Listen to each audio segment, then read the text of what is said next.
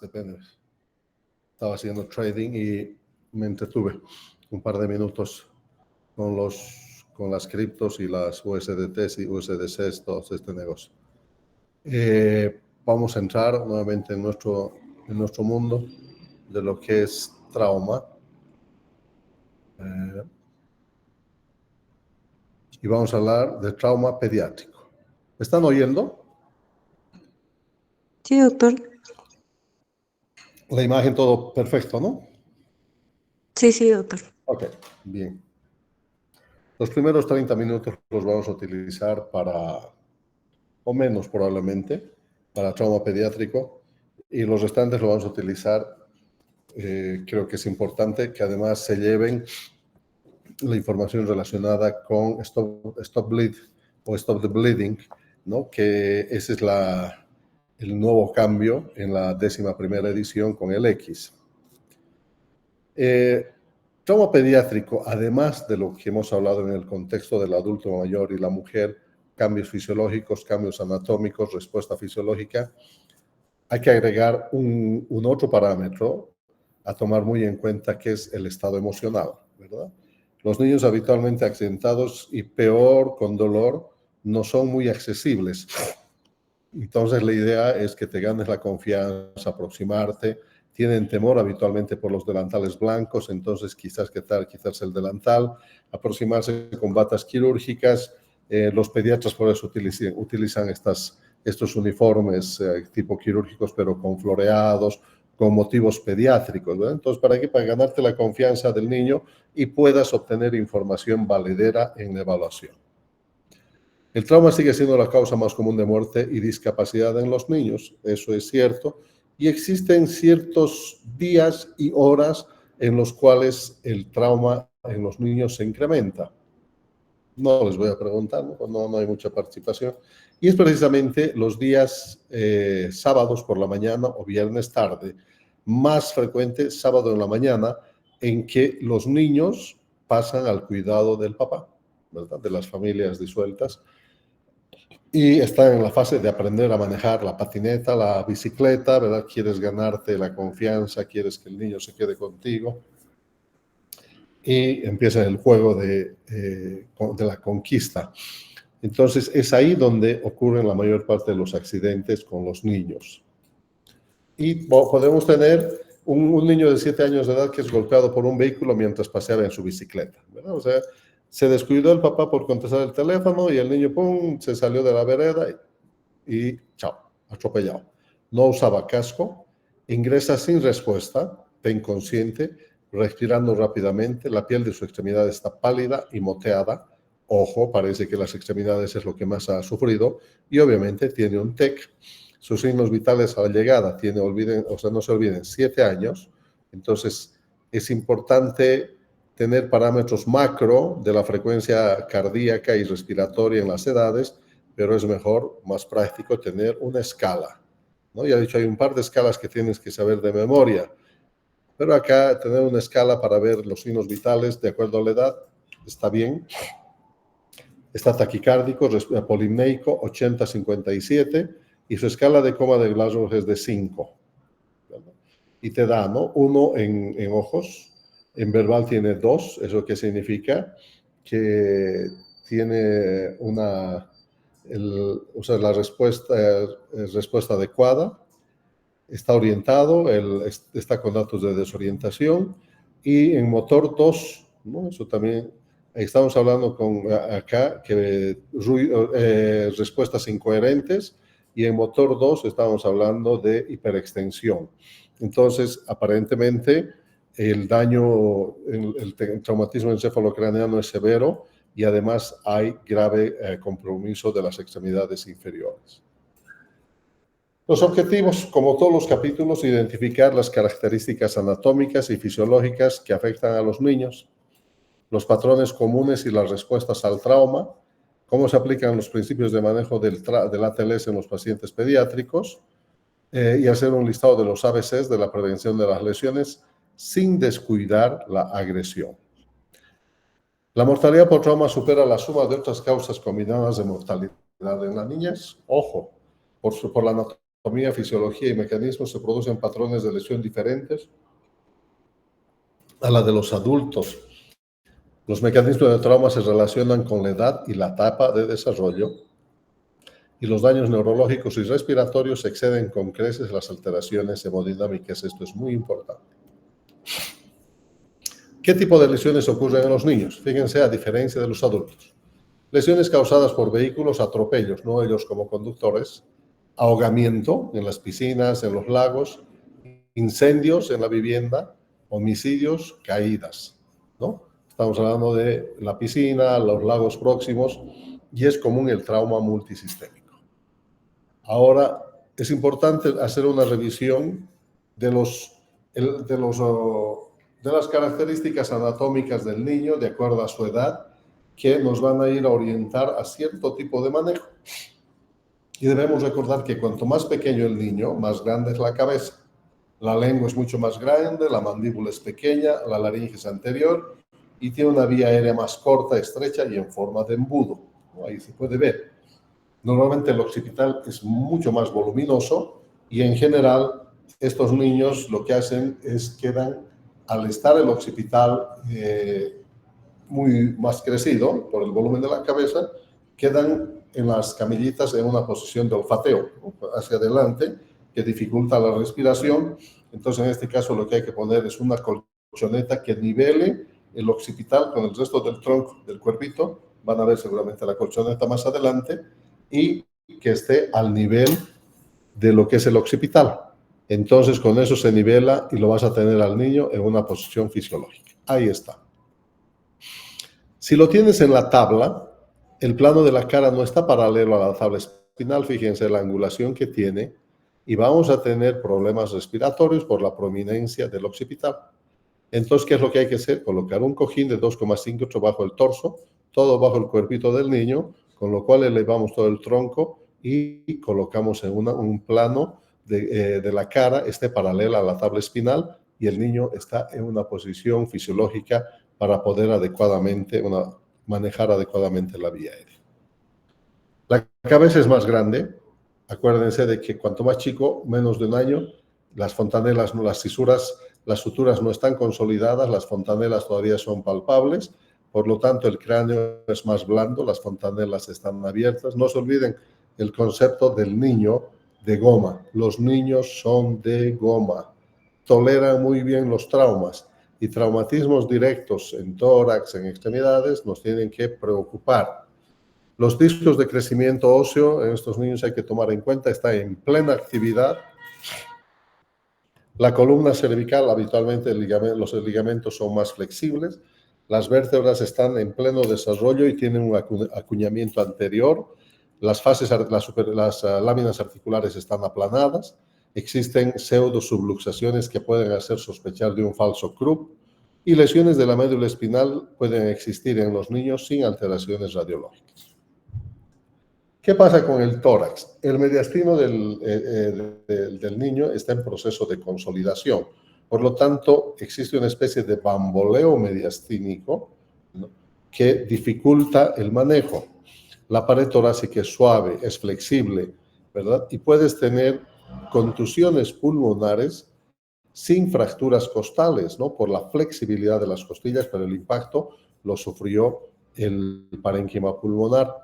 Las costillas en general son más horizontales, los músculos intercostales son muy débiles, las fracturas indican fuerzas significativas, las fracturas de las costillas en los niños, fuerzas significativas, impactos directos. El neumotórax que estamos viendo en esta radiografía, fíjense, totalmente oscurecido, el diafragma aplanado y todo el hemitórax izquierdo distendido, desplazando el mediastino hacia el lado izquierdo, hacia el lado derecho, y este es un neumotórax de tensión que es más común debido a la movilización del mediastino. La pared muscular abdominal es más blanda y delgada, no se ve.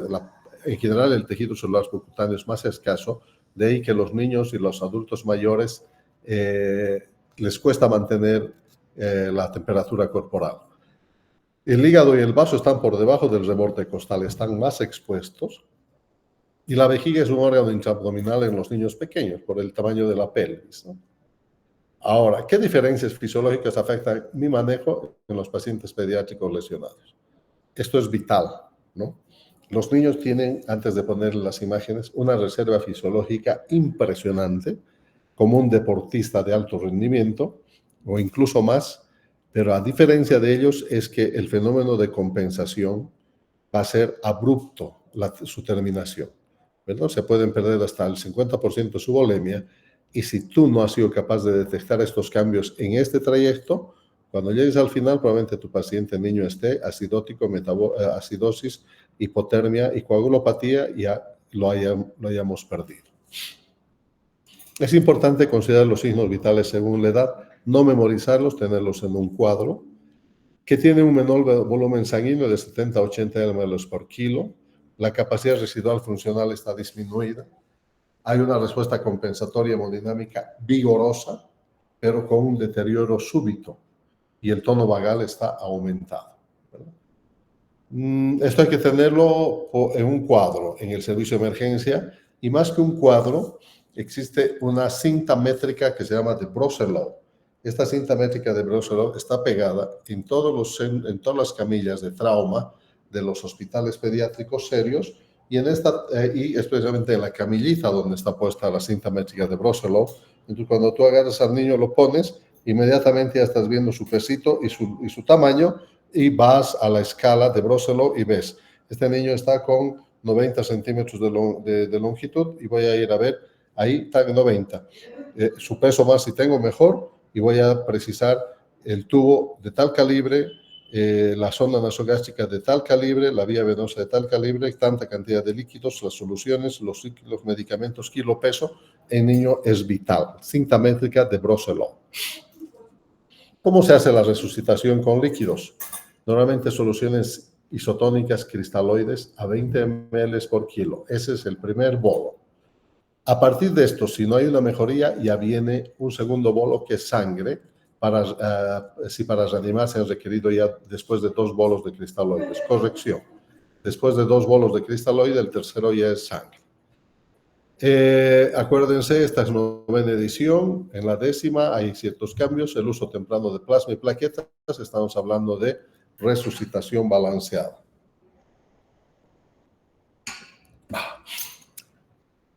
El sangrado superior a la mitad del volumen del sangrado en las primeras 4 horas deben ser reanimados con sangre y el uso temprano de plasma y plaquetas. La hipotensión permisiva es una opción en pacientes sin trauma cráneoencefálico. Si el paciente está con TEC, tenemos que mantener una presión de perfusión cerebral que esté por encima de los 70 milímetros de mercurio, y los líquidos de mantenimiento luego de la reanimación siguen la regla del 4-2-1. Por los primeros 10 kilos, 4 ml. Después vamos por 12 ml por kilo por los segundos 10, ya vamos en 20. Y por cada kilo más es un ml por kilogramo por cada kilo, por encima de los 20, ¿verdad? Entonces, es bueno recordar estos números, la proporción que vamos a dar para no sobrecargar al niño. Y a esto me refería, el impacto y los cambios hemodinámicos que se dan. Fíjense la normalidad, cómo pueden tolerar, pero en el momento en que llegan a una pérdida extrema de líquido, estamos hablando, fíjense, 40%, casi 50%, la caída es abismal y es brutal, donde las posibilidades de recuperación son prácticamente mínimas, ¿no? Donde se pierde el control hemodinámico, la parte vascular, el gasto cardíaco, y todo en suma nos habla de una falla multisistémica asociado a trastornos fundamentalmente hemodinámicos por la pérdida de sangre. Lo más mencionado en el adulto mayor, la termorregulación, por las características, por la extensa superficie cutánea que tienen, y el tejido celular un poco más delgado, en relación, tienen un menor aislamiento del tejido celular. Por lo tanto, es importante tomar en cuenta la hipotermia en la que caen con facilidad estos pacientes. ¿Cómo aplico los principios de la ATLS en el tratamiento de los niños? Igual que en el adulto, la mujer, en el viejito, en todos. ABC, ahora en el 11, no se olviden, X. El ABCD son las prioridades, ¿verdad? Cuando hagamos disability, el examen en la escala de coma de Glasgow tiene sus variaciones de acuerdo a la edad del niño y la exposición se realiza lo mismo. Por las características anatómicas de la vía aérea, la forma de embudo, la posición, el cuello corto, se obstruyen con mucha facilidad. Los niños con trauma hacen fácilmente neumotórax a tensión por un fenómeno de barotrauma generado por el médico, por el que está atendiendo. Los accesos vasculares en los niños son un drama. Los niños ven una aguja y se espantan. Entonces hay que tener las mejores personas, enfermeras, en acceder a las vías venosas, ojalá al primer pinchazo. No está escrito, pero normalmente, yo le decía, después del tercer pinchazo ya es agresión, ¿no? Entonces, enfermería inexperta. Entonces, el niño tienes 2 oportunidades para pinchar y si ves que está muy colapsado, ya tienes que plantear nomás que el médico le dice, doctor, no encuentro venas, van 2, mejor si hacemos una vía intraósea, ¿verdad? Y evitar la pérdida de calor. ¿Qué problemas, qué peligros latentes existen? La tráquea es corta, y es fácil que con él, al intubar cuando el paciente requiere, se vaya el tubito hacia el bronquio fuente derecho. Por lo tanto, la profundidad de inserción del tubo endotraqueal es igual a 3 por el calibre del tubo endotraqueal. El tubo endotraqueal se obstruye fácilmente, por supuesto, porque es súper delgado y con un moco se obstruye. Entonces, puede dar datos engañosos de shock. ¿Qué más tenemos que saber en la vía venosa? En la vía aérea. La forma como voy a elegir el tubo endotraqueal, así como hemos aprendido a la forma como elegir la cánula de Mayo, el tubo endotraqueal, hemos dicho en los adultos, normalmente es 7,5 u 8 en el varón, 7 o menos, o 7 o 6,5 en la mujer, porque su tráquea es más corta, perdón. Me comí un par de churros después de hacer deporte. Y acá el tema es en los niños, el calibre, el diámetro de su dedo, de su quinto dedito, de su dedo meñique, es el tubo que necesita en su tráquea. Más o menos ese es el calibre que tendría su tráquea. Entonces comparas, ¿no? Si no tienes Bronsalow, comparas. Otro dato anatómico para elegir un tubo endotraqueal en los niños es la narina. El diámetro de su fosita nasal nos está dando la orientación qué tubito va a entrar en su tráquea. Estos niños que tienen una respiración oral hacen distensiones gástricas que pueden aumentar el riesgo de expiración e hipotensión y pueden incluso simular abdómenes agudos.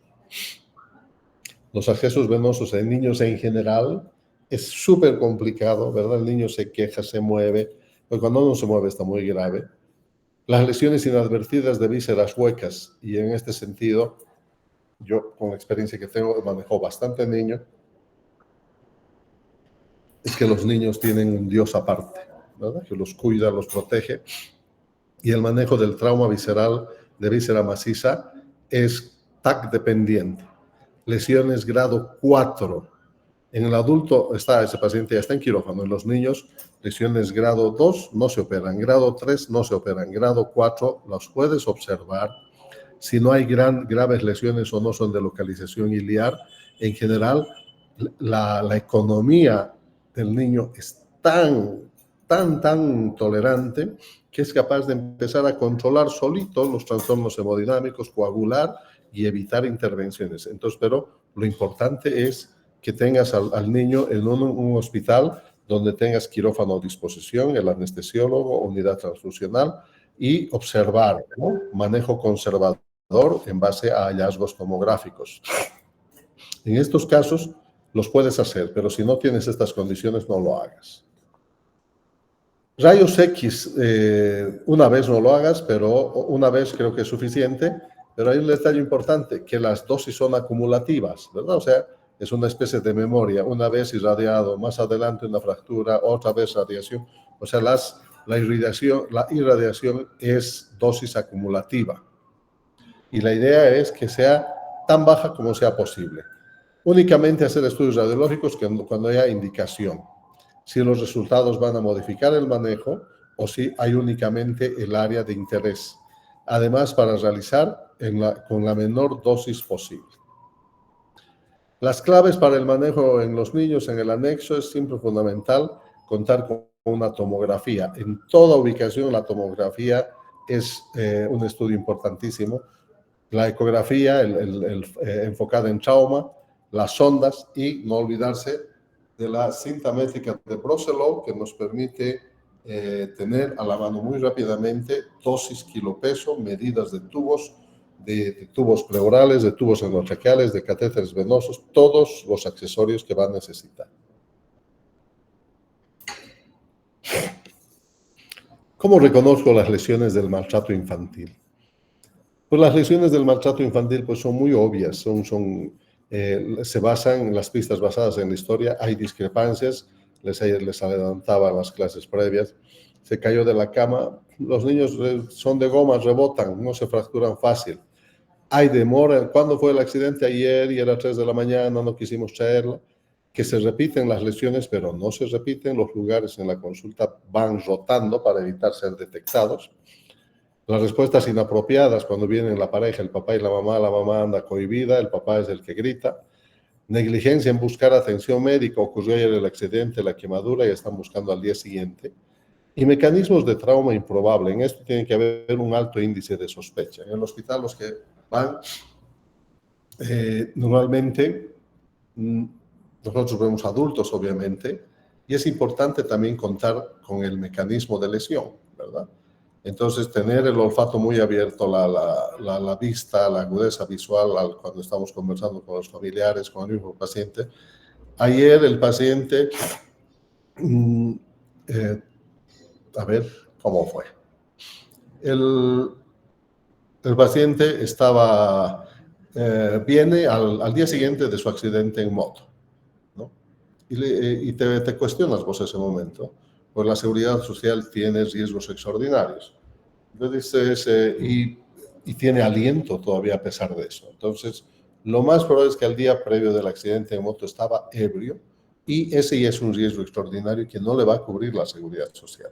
Entonces ya los pacientes saben y no consultan el mismo día, ¿no? Ahí vienen a las horas o días después, ¿verdad? Cuando ha pasado el efecto del alcohol, para tratar de disipar las dudas y vienen y te comentan, dices, en trayecto al trabajo. Hay atenuantes. En trayecto al trabajo es el camino que sale de mi casa a mi trabajo más directo, ¿verdad? ¿Y qué estabas haciendo en la Laguna Lalay? Tú vives en Calacala, ¿verdad? Entonces, de todo eso se encarga el servicio social y tú tienes que estar muy atento a estos cambios. ¿Cómo reconocemos las lesiones de maltrato infantil? El examen físico, el olfato, el alto índice de sospecha. Equimosis de distintos tiempos, multicolores. Hematomas subdurales bilaterales en la cabecita. Hemorragias retinianas. Las fracturas de huesitos costales de fémur. Quemaduras, escaldaduras inusuales. O sea, son datos que te están hablando de agresión. Es importante analizar los datos del trauma, ¿no? No te quedes, sí se cayó de su camita. Buscar alianzas locales en que denuncien los vecinos. Esto se ve más en los animalitos, ¿verdad? Ay, tienen 5 perros amarrados que lloran todo el día, no les dan comida y los guardianes ya están ahí. Es importante de repente comunicar el problema a los familiares próximos, desarrollar actividades de prevención y educación y evaluar las intervenciones adecuadas. Entonces, solamente de esa forma podremos recuperar a los niños gravemente lesionados, conociendo los cambios anatómicos de acuerdo a la edad, la respuesta fisiológica, la reserva fisiológica. En los niños en general no existen comorbilidades serias, no toman medicamentos. Existen datos de que traumatismos directos van a provocar lesiones severas. En general, los niños toleran muy bien el trauma, tienen una gran reserva fisiológica, ¿no? Y obviamente que necesitan una muy buena atención, evitar más daño del que ya tienen. Preguntas.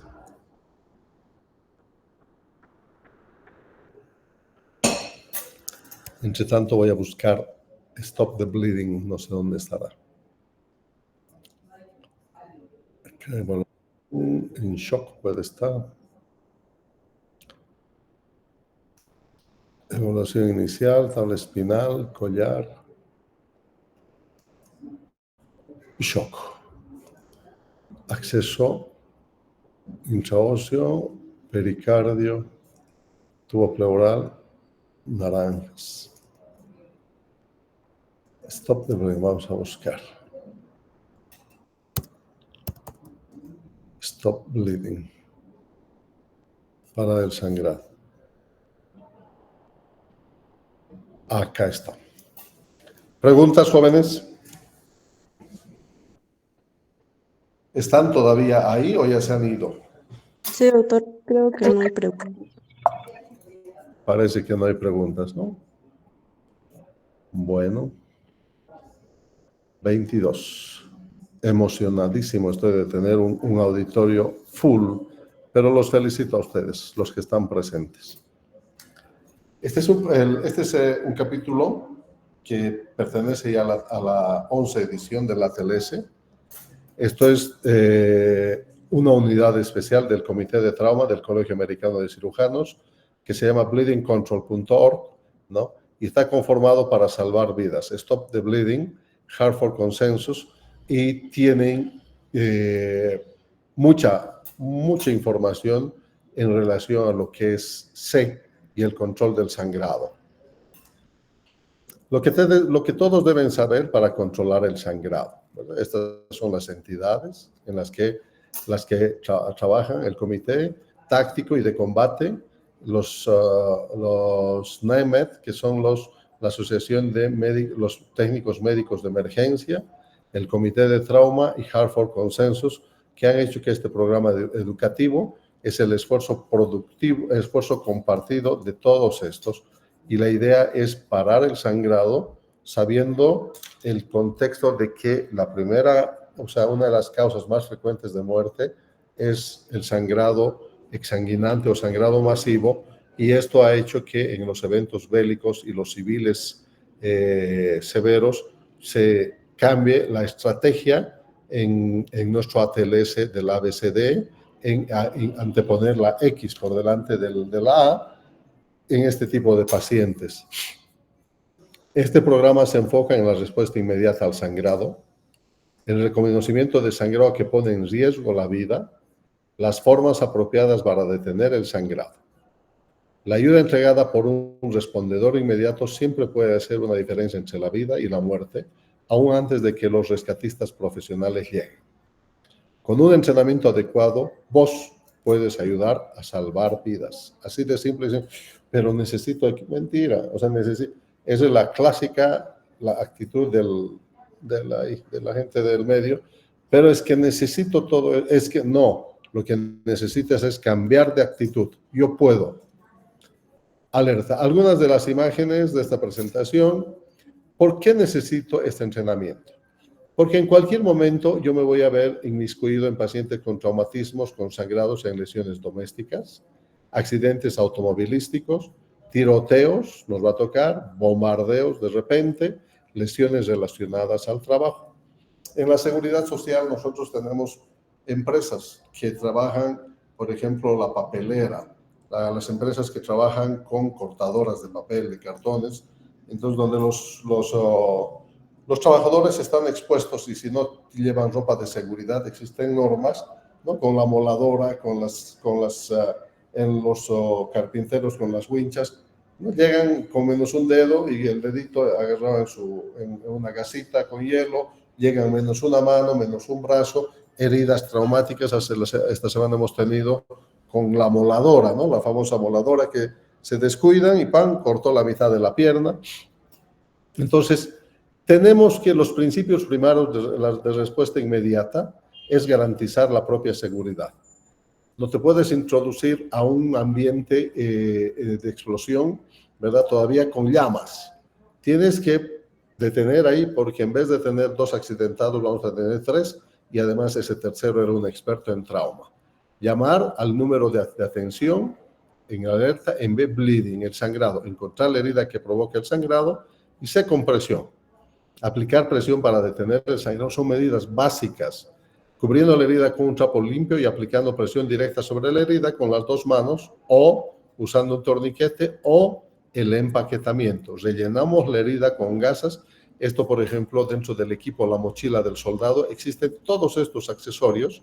¿Para qué? Para que llegado el momento se los puedan utilizar. Seguridad, el primer punto. Antes de ofrecer ayuda, debemos garantizar la seguridad de quien presta la atención. Si quien ayuda se lastima, no va a poder ayudar a la víctima. Por lo tanto, se deben iniciar los cuidados solamente si el sitio del accidente, el incidente es seguro y el equipo de bomberos ha hecho el aislamiento correspondiente y dice espacio seguro. Entonces ahí el experto en triaje, el médico, recién ingresa.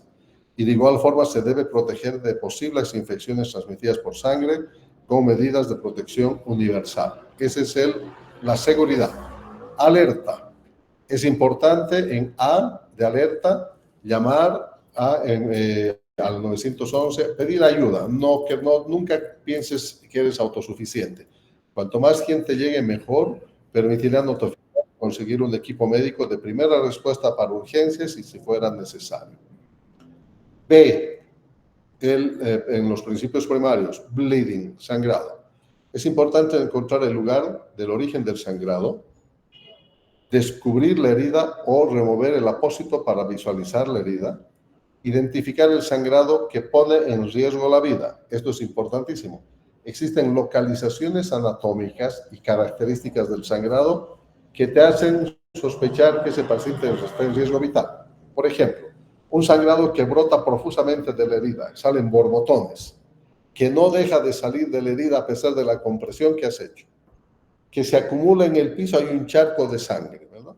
Apósito que está empapado y le pones otro apósito y se empapa, y las vendas que están empapadas en sangre. Pérdida de todo o parte de un brazo o de una pierna, y el sangrado en una víctima que al momento se encuentra confusa o que está inconsciente. Entonces, este es un sangrado masivo, ¿verdad?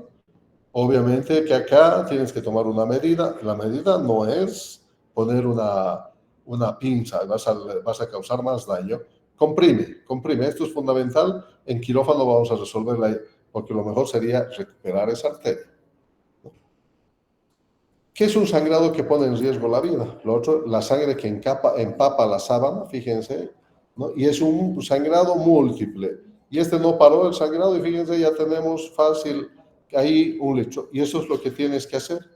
Con unas gasas, un apósito, hacer la compresión y decirle a alguien, aprieta esto, por favor, ¿verdad?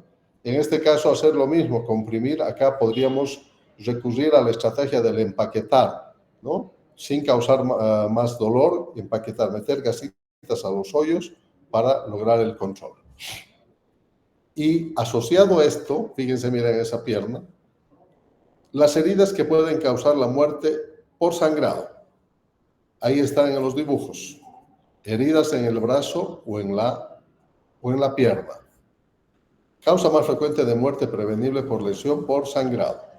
El sangrado de estas heridas se puede controlar con presión directa o, en este caso, con un torniquete.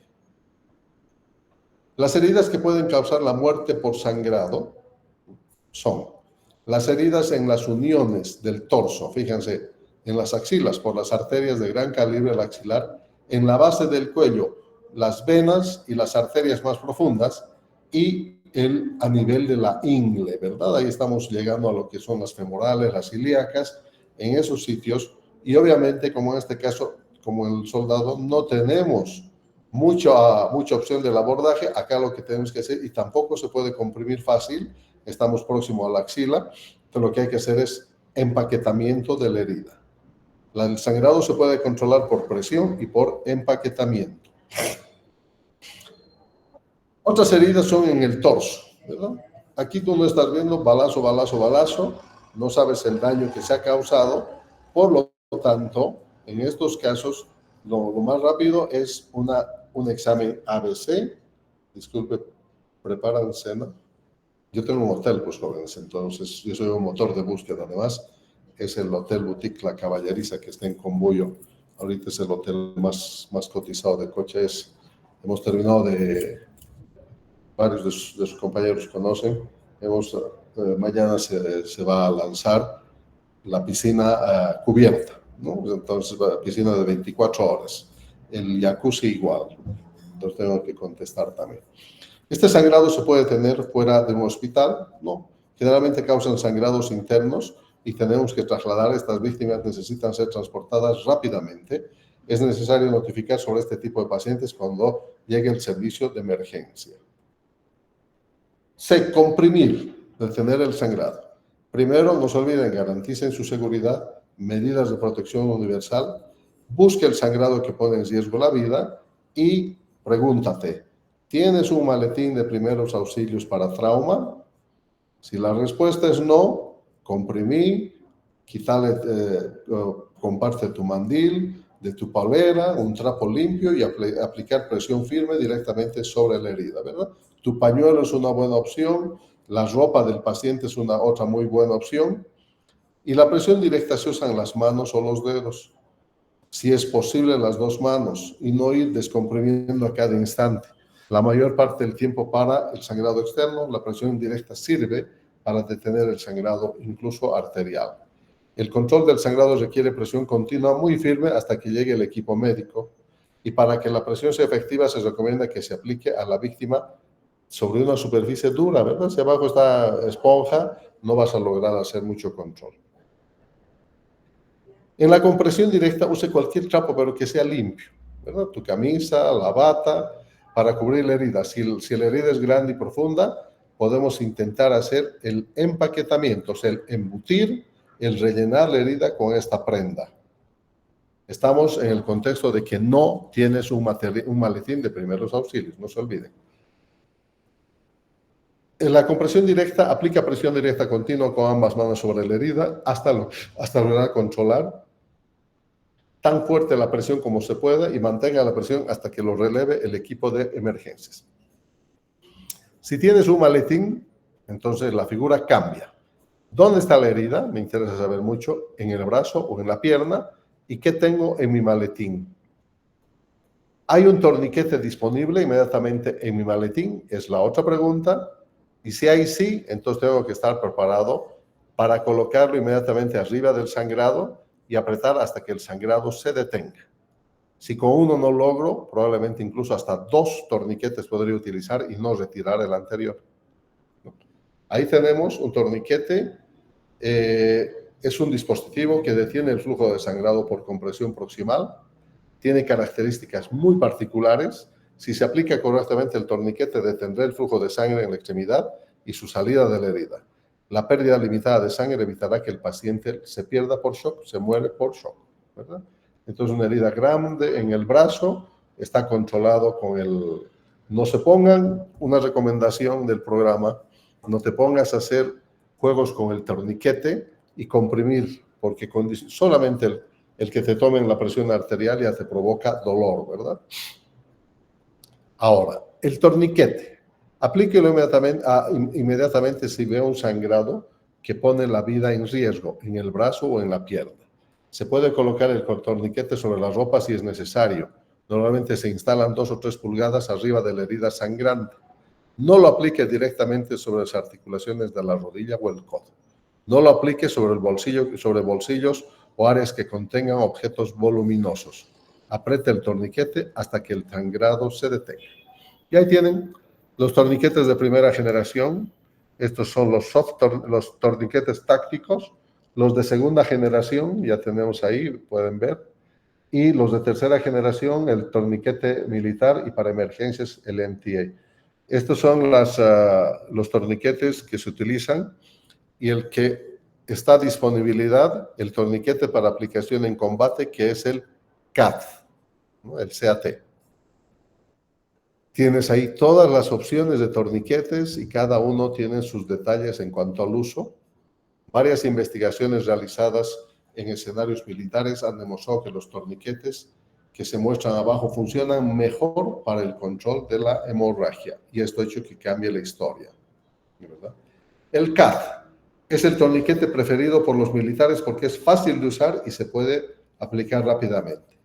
Tiene la superficie para el registro, tiene la banda, tiene se llama el tornillo, no se llama tornillo, ahorita nos vamos a acordar, y tiene los clips de fijación autoadhesiva.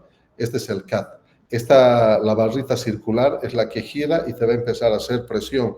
Tiene un nombre particular que vamos a ver enseguida.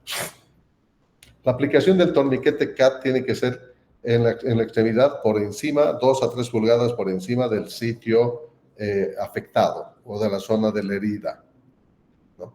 Jale fuertemente la banda, ahí está puesta, autoadhesiva, y asegúrela llevándola hacia la parte posterior, estírala bien para que no quede floja. Adhiera la banda alrededor de la extremidad hasta que lograr un abrochamiento completo. Molinete, así se llama, esa barrita. Gire la varilla del molinete. Este va a ser el trabajo de contener ya, ¿no? Aquí está el CAT instalado y girando el molinete nosotros vamos a lograr, y vas viendo, para el sangrado, listo, es el momento de dejar de hacer girar el molinete y lo enganchamos en estas orejitas que tiene el CAT. El molinete, tac, se engancha en ese sitio. Asegure la varilla del molinete, ahí está, en su lugar, en el broche del mismo. Ahora el sangrado está controlado. Adhiere el resto de la banda autoadhesiva sobre la varilla, pasándola a través del broche del molinete y continúe envolviéndola a la extremidad hasta el final. Y aparece asegure la varilla y la banda con la correa. Agarre la correa fuertemente y adhiera el gancho opuesto al broche. Y aparece la superficie de registro. Fíjense el molinete, toda la banda, y acá es donde vamos a colocar la hora de instalación. Tengan en cuenta la hora en la que se aplicó el torniquete. Si tiene un marcador a mano, escríbala directamente sobre el torniquete. Ahora el paciente está listo para ser trasladado. Puntos claves. El uso de uno de los torniquetes recomendados constituye un procedimiento seguro, particularmente el CAT. Si el sangrado no se detiene con la aplicación de un torniquete, aún esté bien apretado, aplique un nuevo torniquete, si hay uno disponible, sobre el anterior y apriételo más fuerte. No se reportan amputaciones que hayan sido, fíjense, esto es importante, no se reportan amputaciones que hayan sido causadas por un torniquete cuando este se lo ha aplicado por menos de 2 horas, no se olviden. Pero es mejor trasladar al paciente a un centro de trauma tan pronto como sea posible para controlar el sangrado. Es mejor arriesgar un daño de brazo o la pierna que dejar a la víctima que desangre y muera. No se deben usar torniquetes para entrenamiento práctico durante un incidente real.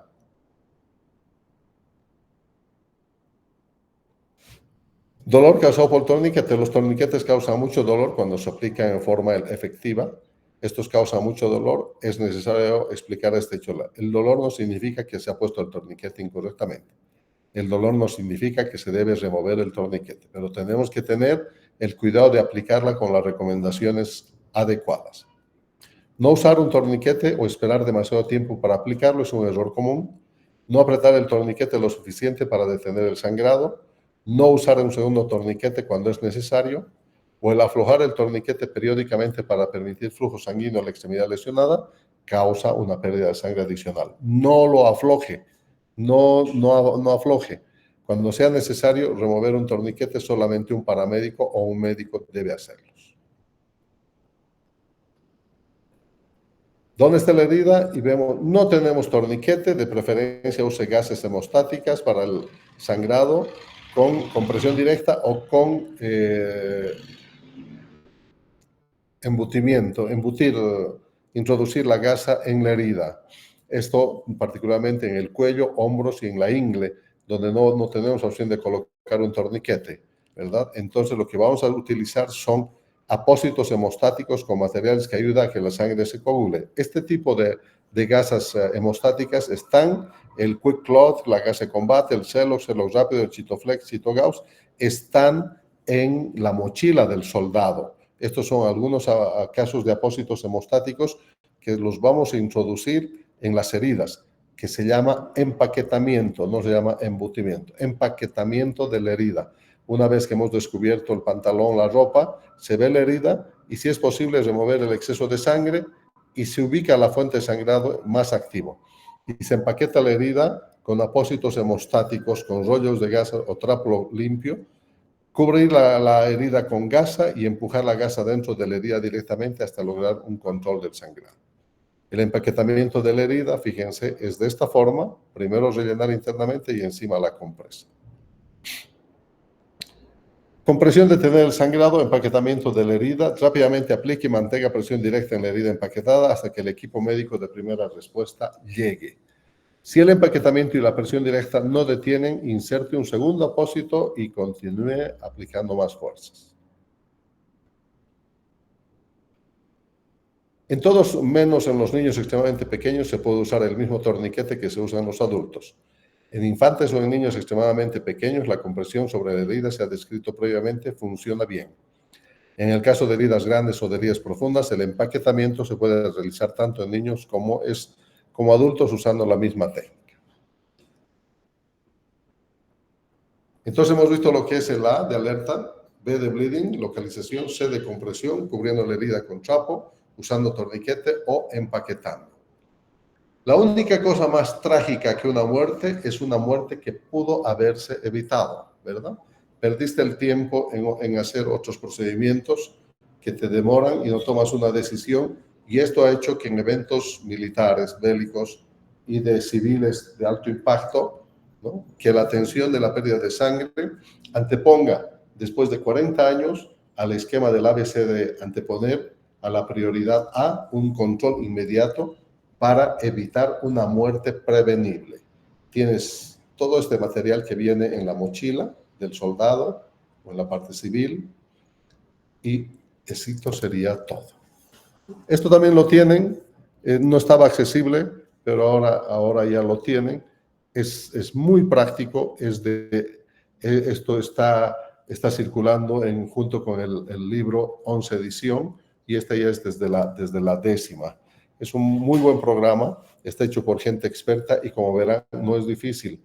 Lo importante sería contar en las mochilas de nuestros médicos de emergencia, de nuestros técnicos de la ambulancia y choferes, un torniquete por lo menos, yo te aseguro que al día siguiente se pierde, gasas para el empaquetamiento, gasas enrolladas para el empaquetamiento y todos estos accesorios. Muy bien, jóvenes, 24. Hemos concluido con el programa. Yo sé que puede ser un poco más extenso y en alguna ocasión lo hemos hecho con un par de clases prácticas.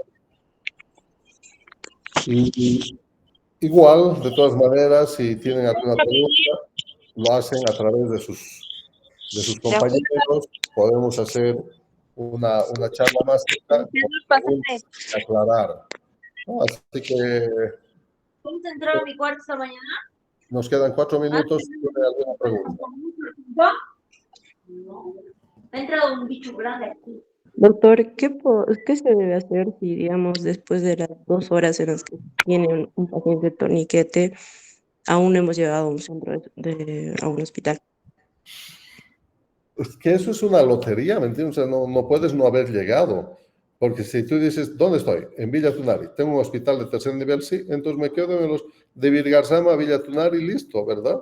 Entonces tú tienes que saber a dónde vas a trasladar, y si me dices que te vas a demorar 5 horas, no es lo ideal, ¿verdad? Entonces voy a trasladar al lugar más cercano y que tengan las condiciones adecuadas para poder atender al paciente en forma correcta, ¿no? Y dentro de eso ya tienes una limitante, así como la cricotiroidotomía por punción te dice gracias por salvarme la vida, pero ahora tienes 10 minutos para completar tu trabajo.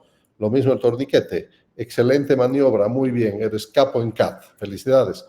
Pero ahora tenemos 2 horas, tenemos todo el equipo 2 horas para retirar este torniquete en condiciones adecuadas en un quirófano y con gente ya preparada, vasculares, cirujanos de trauma, traumatólogos, todos, ¿no?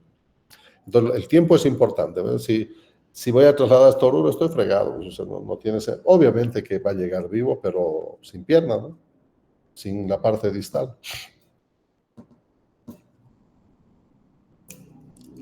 Doctor, gracias. No hay problema, Gabriela. Ha sido un gusto, jóvenes.